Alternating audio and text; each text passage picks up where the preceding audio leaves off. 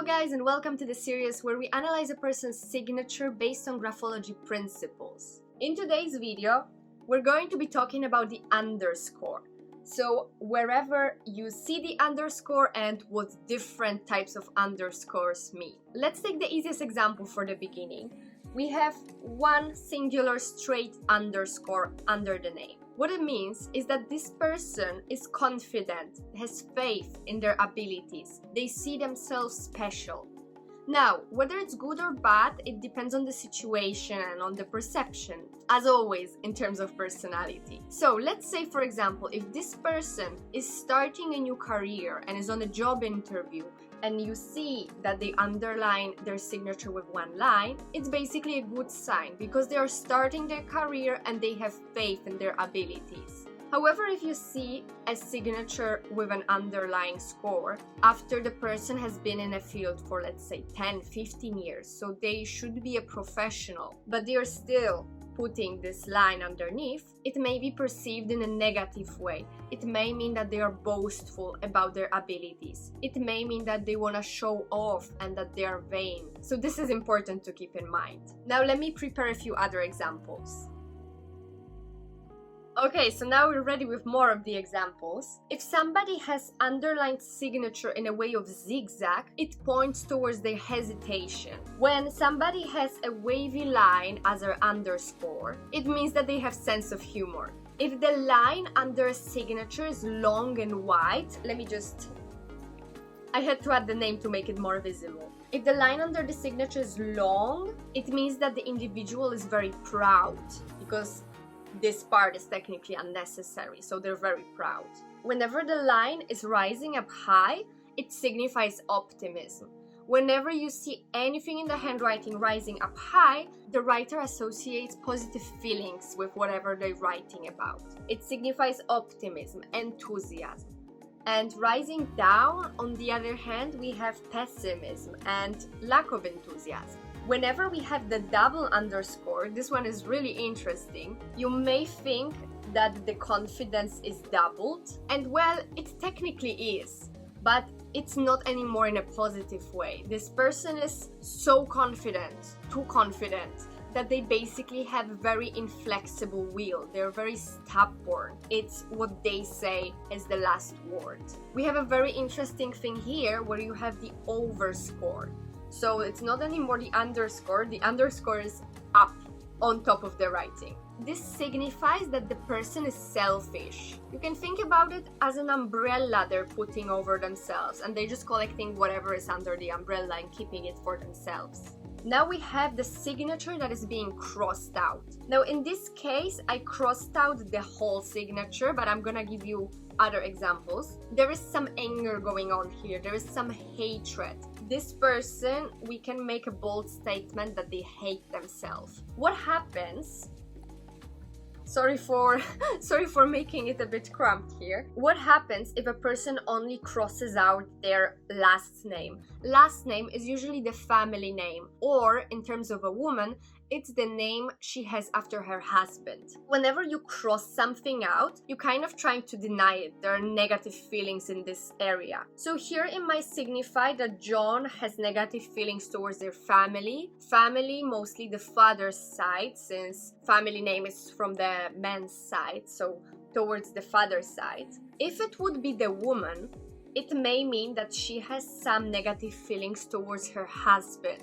I'm going to talk about another thing when it comes to the marriage, but let me just finish this one. So here we see that John crosses out only his first name. It seems like the hatred, the self-loathness is only directed at John. There's no issues with the family. He hates himself. And then the last thing we have when it comes to the underscore, you see John has a lowercase letter j. So when we're making an underscore, how should he do that? Should he cross it out and go throughout the rest of the name, or should he leave this little bit uncrossed? Let me give you a better example so you can understand what I mean. I just tried to create a name and a surname which has more lowercase. So what can Emily do in this case? She can either go through the lowercase letters she can leave the gap in between, and that creates some kind of free lines underneath, or she can put the line very, very low underneath all of the lowercase letters. Now, what does this scenario change in the interpretation? So as we have said already, crossing out means some anger issues, questioning the identity. So whenever you see the crossed out lower zone, it's usually unconsciously, because it's just the fastest way to do it. But unconsciously for these people, it might lead to some self-questioning situations, to some negative feelings towards them in an unconscious way, just because they're writing this way their signature. If on the other hand they leave the gap here, we can assume that they are consciously leaving the space not to cross out these letters, because it needs to be a conscious effort. So it points out that they are very diligent, they are paying attention to the small details, trying not to make the smallest mistakes.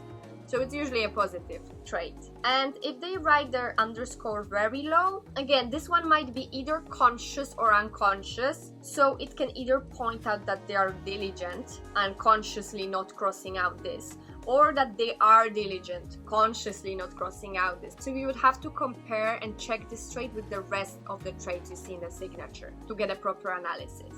Okay, I was meant to talk about the husband and wife situations in the handwriting.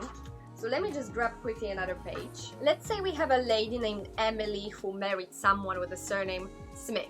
So this is a pretty standard and average signature, Emily Smith. Here we can see that the gap between the name of her husband and her name is very large. So this can be completely normal at the beginning of the marriage. You know, the woman take a new name, it's the first time she's married to someone, it's something new happening in her life. So it might take some time before this actually gets closer. So this is absolutely normal. However, if the woman was married to the Smith for a while and somewhere around 40 years old, let's say, she starts disconnecting slightly from her husband, we might assume that there are some negative situations going on between them. Maybe they're not so close anymore. Maybe the husband doesn't know about it. However, the woman consciously or unconsciously starts separating her name from the name of the husband. It can indicate potential future divorce. So this is what handwriting analysts also do. They can see such situations in people's handwriting before the people actually even know. Here we can see that Emily Smith is very close with her husband. The name and the surname are very close together. Here we can see that Emily completely skips, not completely, here completely, but here she omits most of the surname. She only puts the first letter of the surname. So again, same as with this signature here, she's not that close with her husband. There is some situation, negative situation going on. Here Emily completely omits the husband's name. So depending on the way of the interpretation, depending on the other traits visible in the handwriting and signature, we can assume that she has very high self-esteem, or that there is no connection in her mind and heart between her and her husband. I was actually meant to talk about it in my next episode, guys. So we covered quite a bit in here, but if you want to check out more in-depth analysis, check out the last video. I'll see you there. Bye bye.